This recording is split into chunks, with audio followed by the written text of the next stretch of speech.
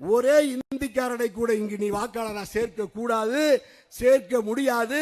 அப்படி நீ வாக்காளராக சேர்த்தால் தமிழ்நாட்டில் தலைமை தேர்தல் ஆணைய அலுவலகம் என்று ஒன்று இருக்காது இருக்காது இருக்காது என்கின்ற முடிவை என்னுடைய தலைவன் அறிவிப்பார். தனியரசு அறிவிக்கல, தமிழ்நாட்டினுடைய நம்முடைய படை தலைவர். நமக்கெல்லாம் அவன் தான் கரு.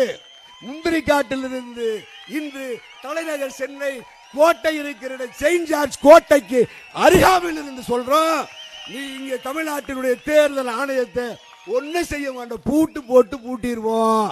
அது எங்க தலைவன் தலைமையில செய்வோம்.